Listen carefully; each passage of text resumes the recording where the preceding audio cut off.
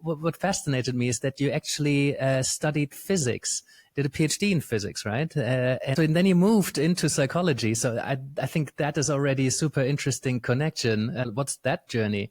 I'd love for you just to give people a bit of a sense of. It's always really difficult for me to tell my story. First of all, because it's difficult for people to get all the different influences and to get all the different paths that I went down. So as a kid, I always wanted to understand the world, right? It was like, oh, I want to understand physics and biology and languages and people and just everything, right? And I loved solving puzzles and playing games. And then when it came to, you need to choose what you want to study, I was like, okay, sure. I want to study everything because everything's related, you know, like everything, every discipline, every scientific discipline is just one specific lens on the whole universe, on humankind. And yet we get that message that, oh, now you need to choose what you're going to do for the rest of your life. Exactly.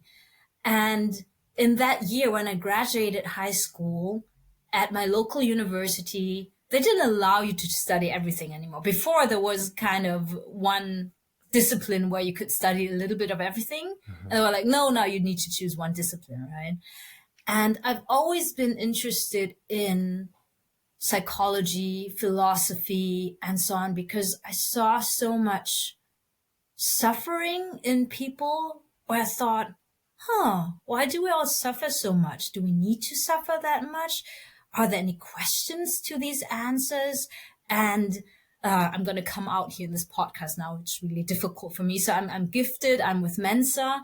And yeah, Mensa is an organization for gifted people. It's an international organization. And if anyone had told me before that it's perfectly normal for a gifted teenager to go through all these existential questions and the existential anxiety, I would have felt relieved, I guess. But I didn't know back then, right? So I had a couple of other gifted friends and we talked about all these questions like, what's the meaning of life? What is art? Is art important? Is fundamental science important? Like, why do we even exist?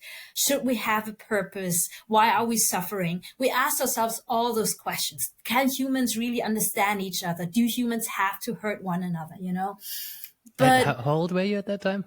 Oh, like 15 to 17 or 14 to 17, wow, you know? Yeah. And my teachers actually were really, really cool. They gave me really, really good books to read. So they gave me the original books by Immanuel Kant, for example, to read. And I was 17, you know, and I was like, oh yeah. And when I was, I think 12, my favorite book was Le Petit Prince, so The Little Prince by Antoine de Saint-Exupéry, which is already, you know, a book on existential questions. And I was just like, yeah, I want to study something that helps me answer those questions, right? But then my parents were very sensible people who said, no, you can't study psychology or philosophy. What are you going to do with that? Huh? I was like, I don't know. I just want to study it. And they were like, no, you need to do something sensible. You need to study. You need to go to med school or become an engineer or something, right? And so I just went to my university and just asked professors, could I sit in your class and see if I like it? And they were like, sure, feel free, you know. And I those were the days. Yeah, exactly.